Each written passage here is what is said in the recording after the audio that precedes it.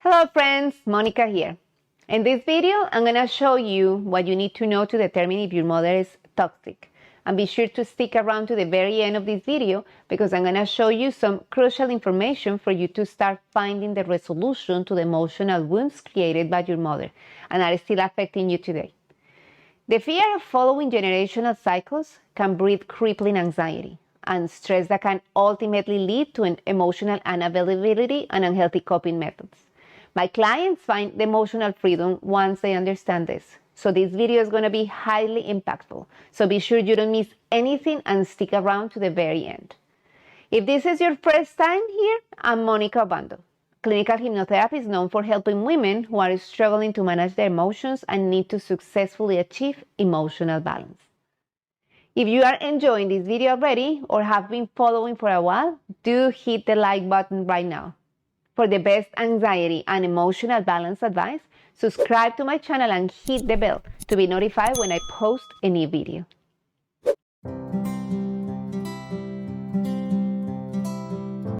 And before I begin this video, also want to let you know that I'm Not Like My Mother program is open. This program walks attendees through how to get to the root cause of their triggers and transform them to emotionally heal from the guilt and shame instilled by their toxic mothers and start recovering a unique identity for a confident and successful life.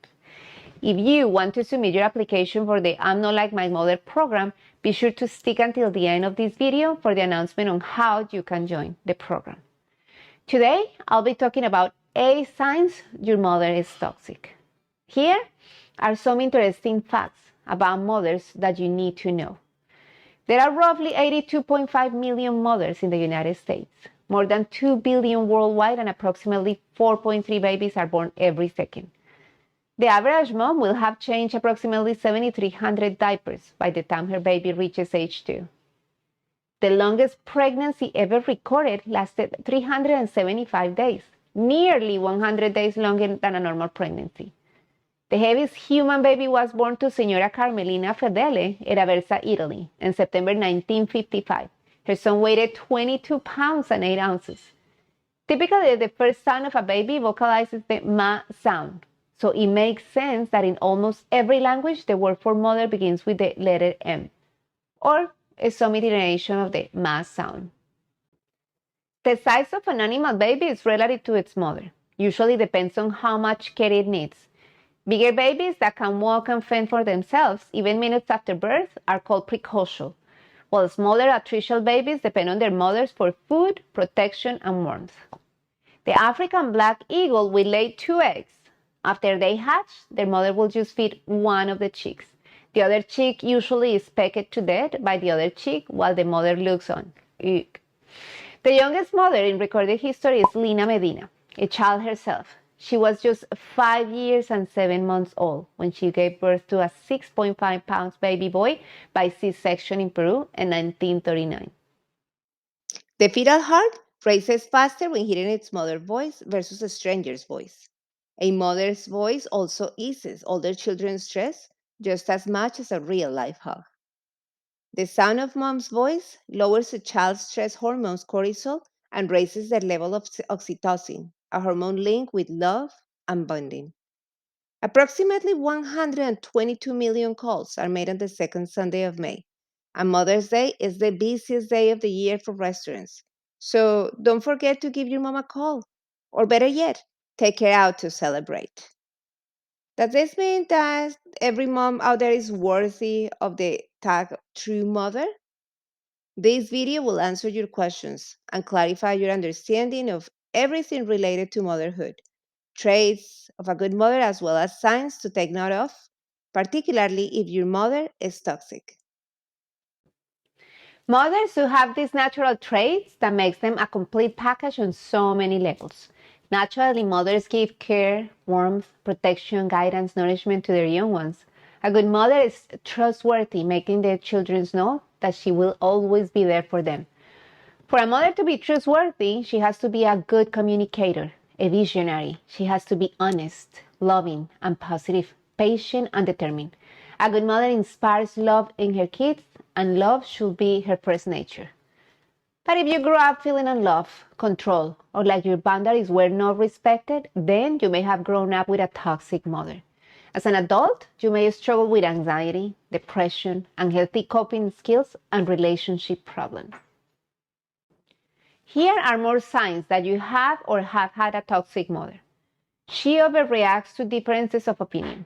It is normal for a mother and child to have conflict because at some point, mothers will disagree with their children and vice versa. However, some mothers might have serious anger management issues, which make it difficult for them to resolve the conflict or manage the situation.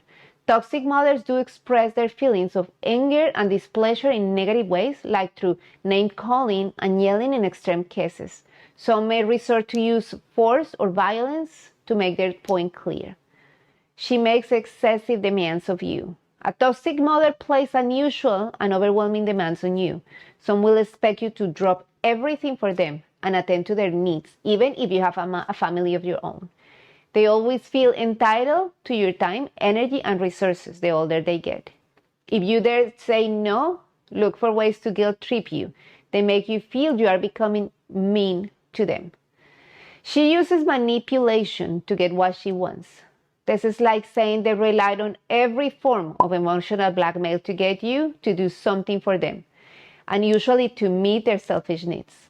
Some may even resort to curses, reminding you that you will surely have kids of your own, and the same treatment will be meted to you when you grow old.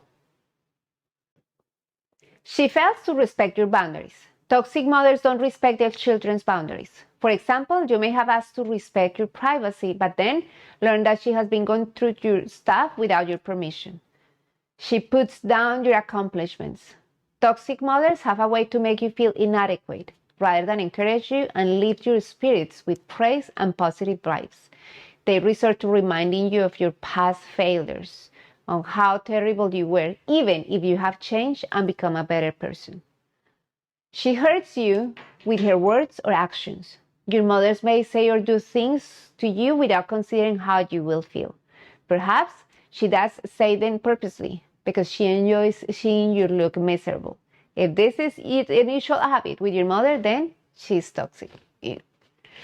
She refuses to apologize. Toxic mothers don't take responsibility, let alone summon up courage to apologize. They feel they are within the rights to assault you emotionally, psychologically, and physically, depending on how they feel. She tries to control you. If you feel like your mother has attempted to control what you think, feel, or do, then you may be dealing with a toxic mother.